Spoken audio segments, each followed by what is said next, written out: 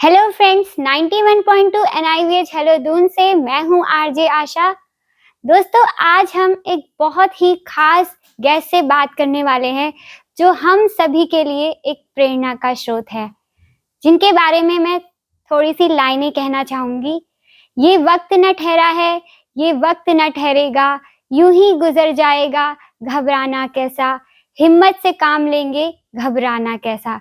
इसी तरह सर ने अपनी हर मुश्किल को पार किया और सर ने हिम्मत से काम लिया। सर, इसी की वजह से सर आज हमारे साथ इस स्टूडियो में मौजूद हैं। सर, 91.2 NIVH हेलो दून की तरफ से मैं आपका स्वागत करती हूँ। शुक्रिया शुक्रिया। आज हम बात करेंगे मेजर विजय कुमार भसीन सर से, जो आर्मी रिटायर्ड हैं, और सर के बारे में हम जानेंगे सर से और भी बहुत सारी बातें। तो सर, आप हमारे लिसनर्स को अपने बारे में कुछ बताइए। जी, थैंक यू आशा जी। सर्वप्रथम मैं NIVH हेलो डून का और पूरे स्टाफ मेंबर्स का धन्यवाद करता हूँ। who have been very kind to invite me over here. I thank you so much. Your first question about my background. Yes, sir. You see, you said, I'm Major Vijay Kumar Bhasin, who sustained spinal injury while I was posted at Kargil in 1982 in high altitude area. I sustained a spinal injury on account of which my soles got totally numb. And my background is, Ashaji, I come from a very ordinary, modest family.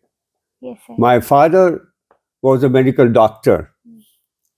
His father, before they migrated from Pakistan, my grandfather suffered heavy business losses, as a result of which they became quite poor.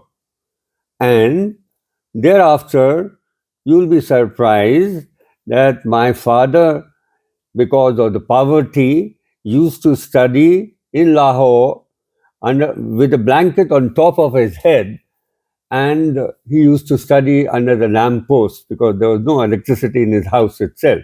So we were so poor. But my father was a visionary, all right? And you'll be surprised that I studied in an ordinary primary Hindi school. Till 6th or till 5th, there was no English being taught over there. And you'll be further surprised that we used to clean our floor with cow dung. And for the slate, wooden slate that we used to write was polished by us itself. And then my father, who was a visionary, as I told you, put me in a boarding school. And that boarding school was St. Joseph's Academy, Dehradun here. So I was put in the boarding, but the principal made sure that I had to repeat the class 5th, to which my father didn't object to it. You see, but when I was studying here, I did not know English at all, Asha ji. Yes. So the boys used to laugh on me. So I used to tell them, boys, chums, don't worry. One day I'm going to teach you all in English language, which I did at IIM Ahmedabad. Right? Yes, sir. जी. बिल्कुल, sir ने इतनी सारी जानकारी अपने बारे में हमें दी और बहुत कुछ सीखने को मिल रहा होगा आप सभी लिसनर्स को। सर, हमने सुना है कि आप पियानो भी बजाते हैं, तो आप पियानो क्यों बजाते हैं? मतलब कोई किसी से इंस्पायर हुए हैं या आपकी रुचि थी इसमें? बट पियानो में इसलिए बजाता था आशा जी, इसलिए मैंने स्टार्ट किया कि जो मेरी वाइफ थी उसको भी कैंसर था। वो कैंसर से 7 साल पहले, you see, she faded away. So before she died or passed away, we both had gone to Goa even when she was in the advanced stage of cancer. So I made sure that I would play. I'd go and stay in Goa itself, and I started playing piano. I just learned about in 1 year back, and thereafter, in the shortest period, I learned piano very well.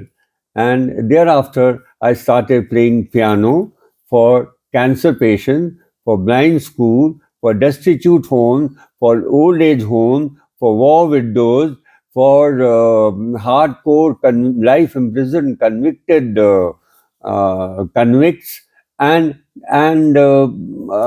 children, villagers, as well as the farmers. जी sir, बहुत अच्छी बात है। Sir मतलब आप क्योंकि army में रह चुके हैं, मतलब अब तो खैर आप रिटायर हो गए हैं, लेकिन सर हम आपकी आर्मी लाइफ के बारे में जानना चाहेंगे। थैंक यू आशा जी, बड़ा रेलेवेंट क्वेश्चन है। और यू सी, जब मैं 1970 मार्च में कमीशन हुआ था, जी सर। और कमीशन होने के बाद मेरे को इनिशियली देवलाली भेजा गया, जो कि एक आर्टिलरी स्कूल है, और वहाँ पर मैंने यंग ऑफिसर कोर्स किया। Yes sir. 6 महीने यंग ऑफिसर्स कोर्स करने के बाद में उन्होंने मेरे को एक यूनिट थी जो कि तालबेहट, झांसी और बबीना के पास थी, वहाँ पर उन्होंने मेरे को पोस्टिंग कर दी। वो रेजिमेंट जो थी एक आर्टिलरी यूनिट थी। वहाँ पर जो क्या हुआ, जब उन्होंने मेरे को भेजा तो मेरे को जो मेरे सीनियर्स थे, आशा जी, बहुत रैगिंग करी, जो कि मैं एक्सपेक्ट कर रहा था। लेकिन उसके कुछ टाइम बाद, मिडल ऑफ 1971 में, मैं होऊंगा 22 साल का लड़का, as a 22 years old lad, I was inducted into Indo-Pak Operation Theatre straight away, all right, with hardly any training.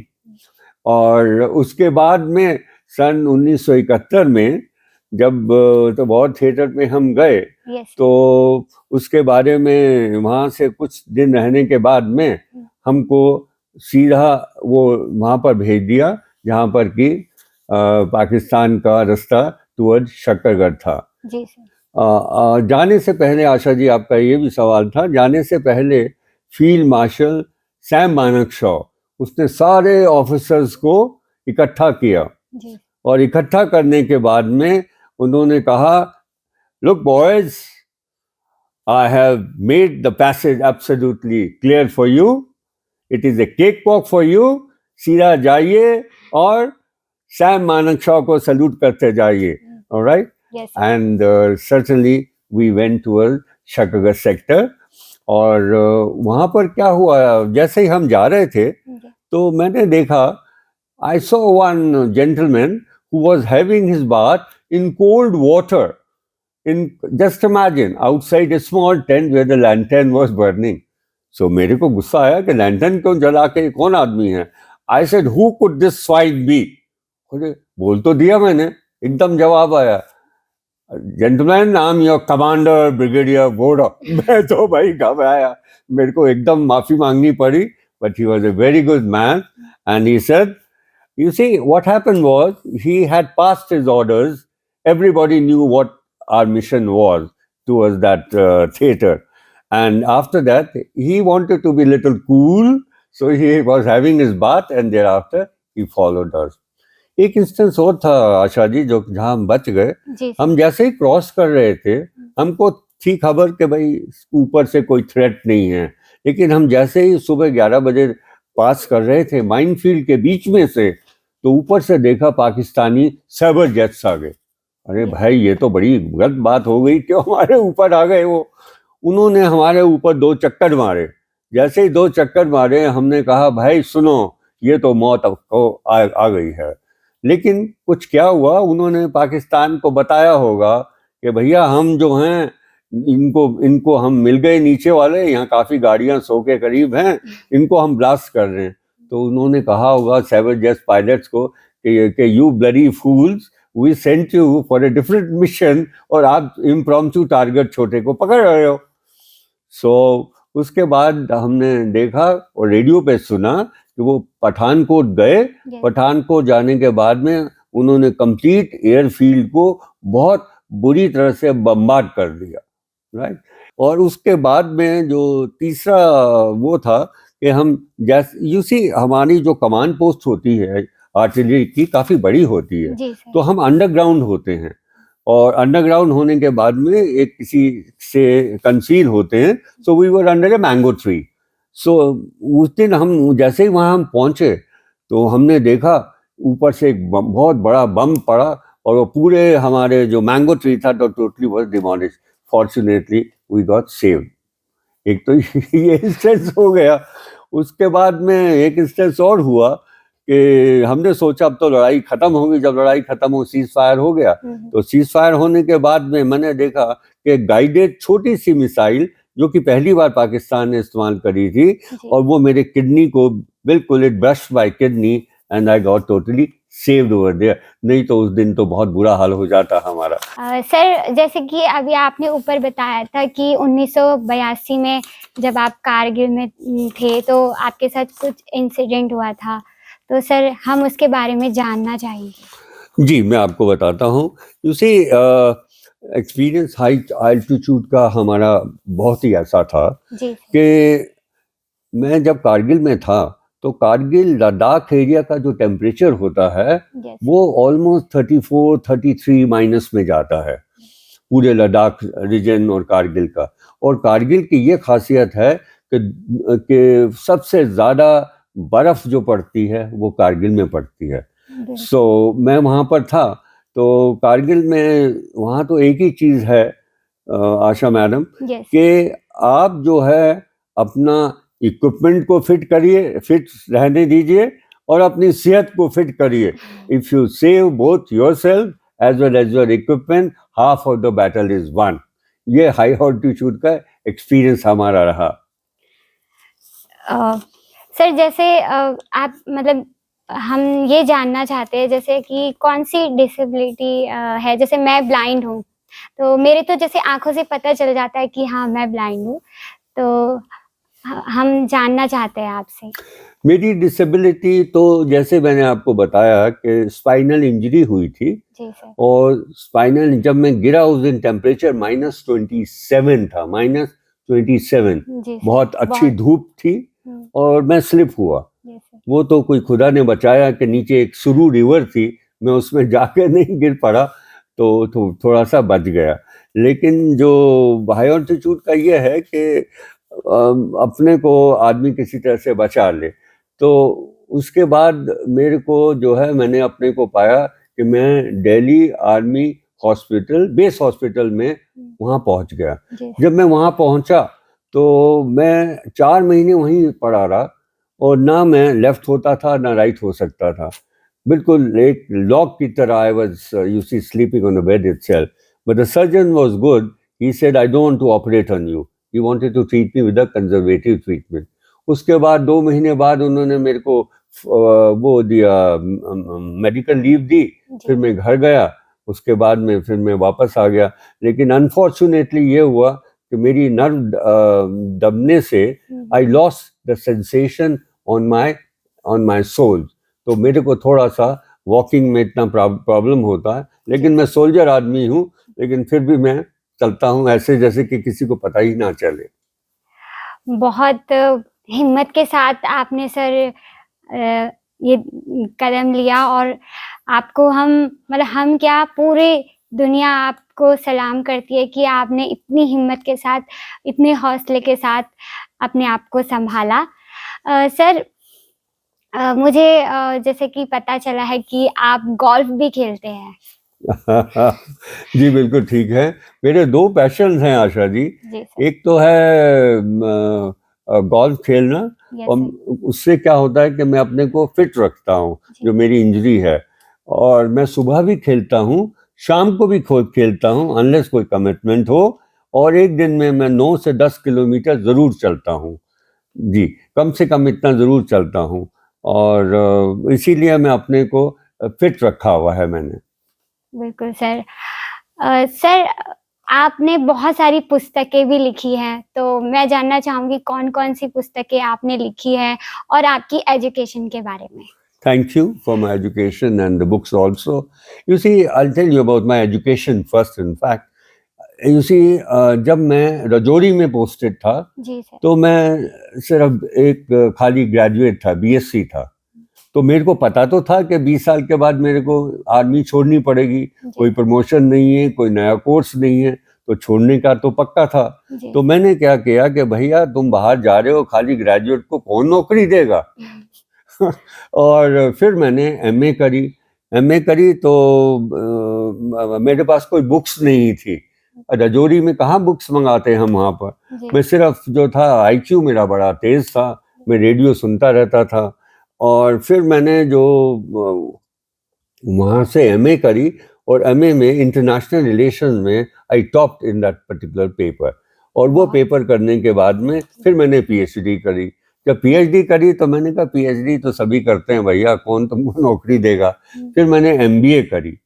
उसके तत्पश्चात thereafter I did was post graduate diploma in United Nation UNO, Yes. and then I specialized in World Bank from Hague, Netherlands, right? Yes, sir. जी, वो करने के बाद में आशा जी, मैंने जो किताबें लिखी हैं वो इस प्रकार थी। One was super power rivalry in the Indian ocean, Yes, sir. और सेकंड किताब थी Soviet intervention in Afghanistan, it's background and implication, जो कि न्यूयॉर्क लाइब्रेरी में भी है और शायद it's in the white house also.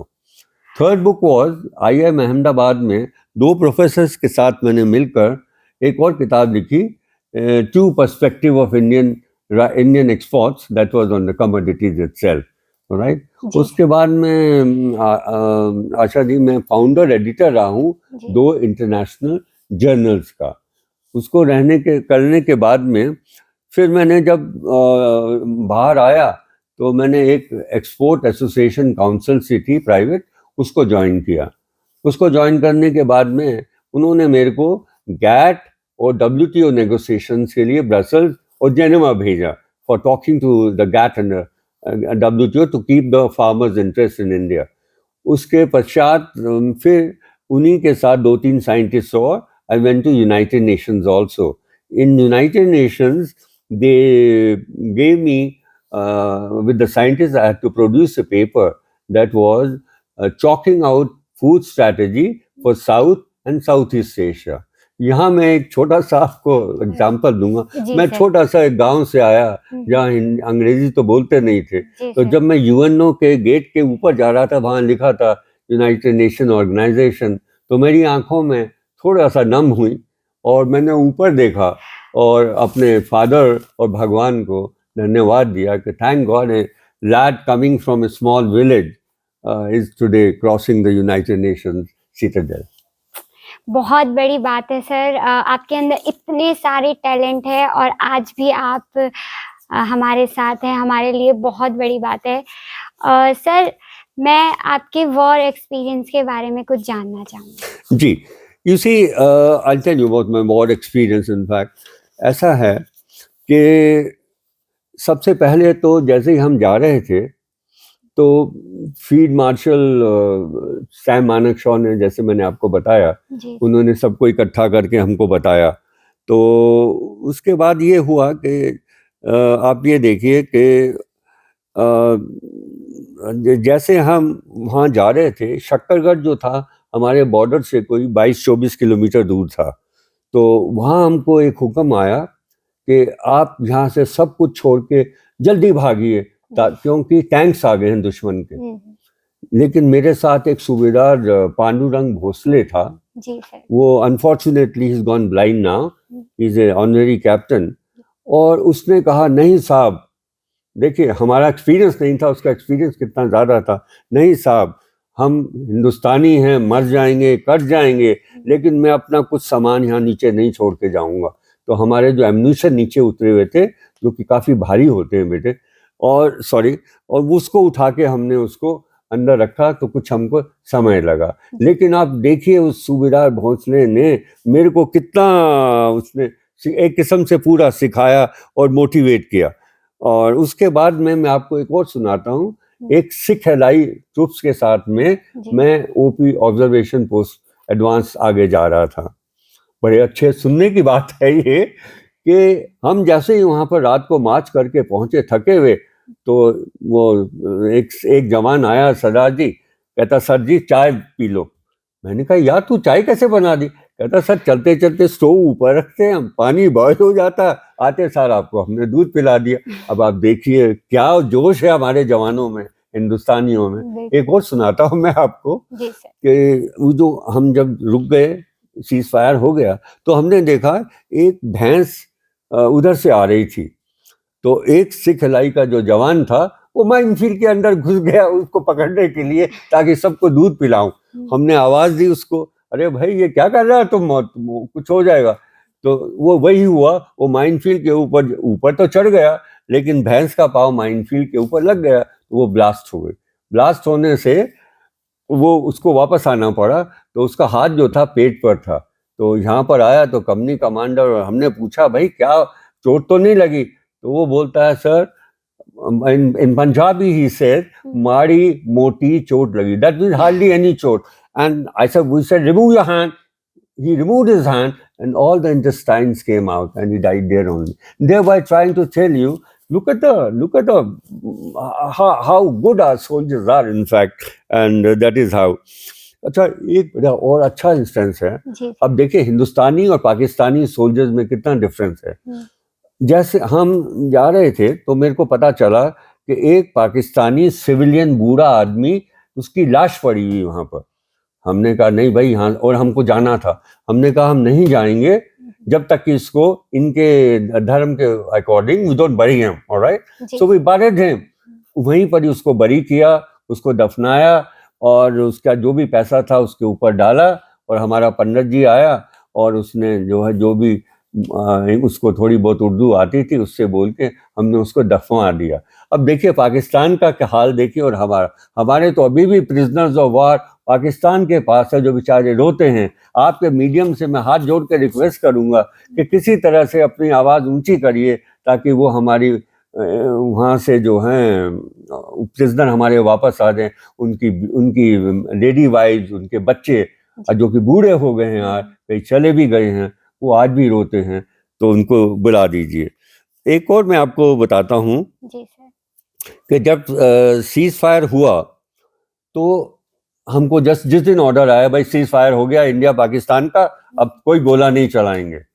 अब हमारा क्या हुआ कि हमारे गोले मेरे बाहर निकले हुए थे 20 गोले, और 20 गोले के फ्यूज के पिन भी निकले हुए थे। पिन का निकलने का यह मतलब हो गया कि उसको आपको फायर करना ही है जब तक कि, नहीं तो आप उसको ले ही नहीं जा सकते, तो ब्लास्ट हो जाएंगे। तो मैंने कहा भाई यार ये तो हुक्म तोड़ना पड़ेगा। तो मैंने अपने ट्रूप्स को बोला फायर करते रहो। अब फायर कहाँ करें? फिर मैंने शक्करगढ़ पिक्चर हॉल का एक सेंटर लिया, वहाँ पिक्चर चल रही थी, बाद में पता चला, और उसके सेंटर करके वहाँ पर बम्बार्ड कर दिया। और पीछे से आवाज मेरे को रेडियो सेट पे आ रही है, अरे bastard what are you doing, stop it. I said just stop it. और फटाफट मैंने अपने आदमियों को बोला भाई जल्दी से जल्दी ये गोले आप निकाल दीजिए, नहीं तो हम फंस जाएंगे। और दूसरा क्या हुआ कि जब सीज फायर हुआ तो पाकिस्तान के कुछ ऑफिसर्स थे, वो कहते हैं यार तुमने इतनी तबाही करी हमारे यहाँ, हमको समझ नहीं आई, और तुम क्या चलाते थे ताकि वो डायरेक्ट हमारे शक्करगढ़ पिक्चर हॉल में तुमने इतने आदमी मार दिए। कहने का मतलब है हम इतने स्ट्रॉन्ग थे और इतने इफेक्टिव थे, हमारी फायर पावर इतनी थी, हमने उनको छोड़ा नहीं। तो सर आज तो हमने वॉर एक्सपीरियंस के बारे में बिल्कुल जान लिया। हम सोचते ही थे कि कैसे होता होगा, क्या होता होगा, और आज आपने हमें बताया उसके बारे में। सर आपकी हॉबीज क्या क्या है? हॉबीज मेरी एक तो पियानो है जी सर, और दूसरी है गोल्फ। पियानो जो है मैं इसलिए बजाता हूँ, यू सी पियानो में सबसे एक ये एडवांटेज है कि पियानो में हम जो हैं you see it teaches you empathy, humility and sympathy, right? yes, और म्यूजिक जो है it echoes calmness, right? बिल्कुल Care for others, compassion for others. It brings smile on someone's faces itself. So that is how मैं piano बजाता था. और second hobby जो थी मेरी वो थी गोल्फ. अभी गोल्फ भी मैं छोड़ नहीं सकता हूँ. मैंने आपको जैसे पहले Yes, बताया, हाँ, बताया। गोल्फ भी नहीं छोड़ सकता था. और गोल्फ मेरे को क्या हुआ कि कुछ मेरी गर्लफ्रेंड्स थी वहाँ पर गोवा में. अब गर्लफ्रेंड तो नहीं है लेकिन अभी भी ढूंढ रहा हूँ मैं, राइट? Yes, sir. कोई बनी नहीं है. तो उन्होंने कहा कि आप पियानो बजाइए और आप सब कुछ भूल जाएंगे. ऐसा हुआ. God help me and I learned piano, and today I'm in front of you, ready to play piano for you all. All right? Yes, And sir. yeah, these are my two hobbies. Sir हम आपसे जानना चाहेंगे कि जैसे आपने बताया कि आप कैंसर के जो पेशेंट्स होते थे उनके लिए पियानो बजाया करते थे, तो आप कहाँ-कहाँ बजाते थे? बहुत अच्छा सवाल है आशा जी. आशा जी, मैं कैंसर पेशेंट्स कई जगह गया हूँ. आपको किस्सा सुनाता हूँ. जी सर. अपना टाटा मेडिकल इंस्टीट्यूट बॉम्बे का. जी सर. आप बिलीव करेंगे, you will be amazed in fact. वहाँ पर जो मैं बच्चे सेक्शन में गया, वहाँ पर छोटे छोटे बच्चे, you see they were being unloaded from the trucks in bundle afflicted with this so called monsters disease cancer. मेरी आंखों में आंसू आ जाते थे, लेकिन मैं उनको कोशिश करता था कि मैं किसी तरह से उनको हंसाऊं, उनके साथ डांस करूं. और कई बच्चों के तो आंखों में आंसू आते थे उस समय भी, क्यों दर्द इतना हो रहा था उनको. लेकिन फिर भी उन्होंने मेरे साथ डांस किया और उनको मैं हंसाने की कोशिश करी. एक और जगह है जो कि है अपना राजीव गांधी कैंसर इंस्टीट्यूट. हाँ. आशा जी, मैं दिल्ली में वहाँ पर था. वो रोहिणी में है. हाँ जी, मैंने रोहिणी सुना में, है. बिल्कुल ठीक है. तो वहाँ पर जो थी एक लेडी थी स्टाफ मेंबर, और जब मैं बजा रहा था एक गाना तो वो रो पड़ी. She sobbed like a child.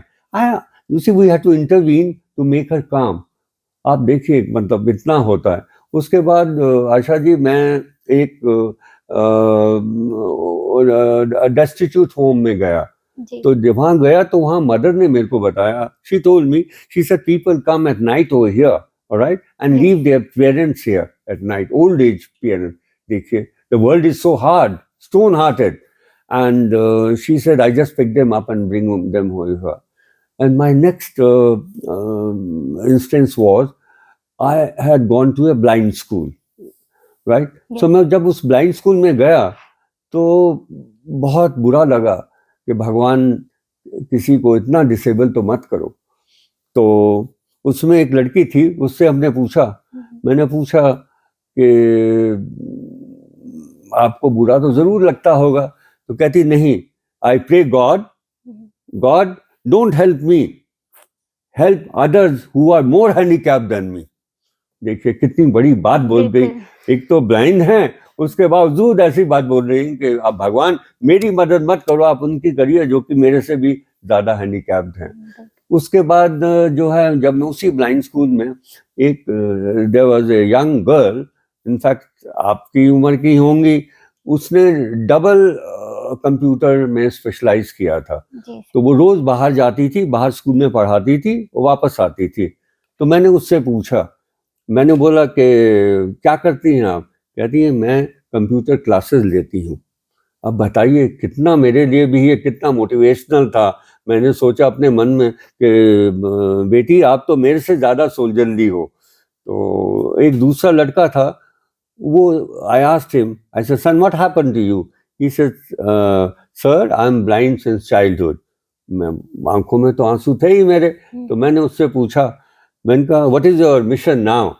He said, sir, I'm to appear for a competitive examination and I'll prove it to the world that I'm not blind but I am an IAS officer now. ये उसकी इच्छा थी. अच्छा, फिर मैं एक जगह और गया, वो थी यहाँ पर hard core convict central jails में. So there I found the harden life imprison criminals. You see गलती सबसे हो जाती है, वो बेचारे रियलाइज करते हैं, but they were very good to me. I dance with them, you see, and they said हमने कभी ऐसा माहौल नहीं देखा. उसके बाद मैं एक और जगह गया, मदर टेरेसा के यहाँ पर एक और इंस्टीट्यूट था, ओल्ड एज होम, वो सिर्फ लड़कियां ही एडमिट करती हैं। जी तो मैंने पूछा मदर से, ऐसे mother who are these ladies here? She said रात को और आते हैं और अपनी बूढ़ी माँ को यहाँ छोड़ जाते हैं। मेरे बड़ा बुरा लगा। कहती है फिर उसके बाद में हम स्टेशन जाते हैं, ब्रिजेस के नीचे जाते हैं, and we pick up all those aged ladies like Mother Teresa used to do and bring them over here. अब देखिए दुनिया में इतने भी सख्त दिल के आदमी होते हैं। I said God bless everybody. Sir, जैसे आपने बताया कि आप गोवा गए थे, तो आप गोवा क्यों गए थे और वहाँ के क्या एक्सपीरियंस रहे आपके? गोवा एक बहुत Goa is called as the gateway to heavens, ji right? People are very good. Its culture is very good. They are nice people over there. और मेरी वाइफ जो थी जी वो उसको पसंद था वहाँ पर, तो मैंने सोचा गोवा में ही अपना सेटल हो जाता हूँ। बट लेकिन 8 महीने वहाँ रहता हूँ, 4 महीने इधर रहता हूँ, और 1 महीने में 4 महीने दिल्ली में, 1 महीना मैं अपनी लड़की के पास चले जाता हूँ। यहाँ पर मैं आपको एक इंस्टेंस इजाज़त दीजिए तो बिल्कुल आपको बिल्कुल देता हूँ। बिल्कुल सर। वो ऐसा है कि मेरी 2 ग्रैंड डॉटर्स हैं। एक मेरी जो लड़की है जो कि वहाँ पर है फ्लोरिडा में, जी सर। उसकी लड़की, आप बिलीव करेंगे, 1.2 million students appeared for the competitive examination and she stood 3rd. So she has been picked up by the American government and she is one of their favorite child. All right? Yes sir. जी। मेरी जो second बेटी है जो दिल्ली में है लड़के की, उसने 13 साल की उम्र में, नोट करिए आप, 13 साल की उम्र में एक किताब लिखी, trophy goes to, which was at the behest of the Ministry of Human Resources. और अभी वो शायद सेकंड किताब भी कह रही है इन दारा में सेकंड किताब भी लिखने को तैयार हूँ। ये थोड़ा सा बहुत अच्छी बात है जी। सर। और सर, तो बहुत मतलब हम सबको बहुत प्रेरणा मिलती है आपसे, और मतलब आज हमने आपके बारे में इतना कुछ जाना, आपसे इतनी सारी बातें की। सर, तो पूरी दुनिया के लिए आप क्या मैसेज देना चाहेंगे? बहुत अच्छा सवाल है जो कि मैं बोलना चाह रहा था। देखिए, पूरी दुनिया के लिए मैं एक ही कहूँगा, help everyone as much as you can. I'll repeat 3 times, help as much as you can do. Help as much is possible for you to do, because the God is there to open the gates for you to come to heavens if you help others. So हमेशा हर मनुष्य की help करता रहिए, number 1। Number 2, आप जो है music सुनिए और या म्यूजिक बजाइए। उससे क्या होता है कि आप भगवान के नज़दीक आते जाते हैं, आपकी IQ लेवल बढ़ेगी। आप, हमने पाया है कि जो स्टूडेंट्स म्यूज़िक बजाते हैं या सुनते हैं, उनका मैथमेटिक्स, पावर ऑफ एसिमिलेशन वगैरह बहुत बढ़ जाती है, स्ट्रेस लेवल कम हो जाती है। यही मेरी प्रार्थना है सबसे। आखिर में यही कहूँगा, help as much as you can. Thank you so much sir. आपने हमें इतनी सारी बातें बताई और हम सब को इतनी सारी प्रेरणा दी। उम्मीद करती हूँ कि हमारे लिसनर्स को भी बहुत कुछ सीखने को मिला होगा आपसे, और बहुत सारी हिम्मत उनके अंदर भी आई होगी। और इसी के साथ आज का ये कार्यक्रम यहीं समाप्त होता है। और हम सर के लिए दुआ करेंगे कि सर यूं ही आगे बढ़ते रहे, और ईश्वर से कामना करेंगे कि सर यूं ही तरक्की करते रहे। इसी के साथ मैं आरजे आशा आप सबसे लेती हूँ विदा। सुनते रहिए 91.2 NIVH हेलो दून। धन्यवाद, धन्यवाद आप सबका।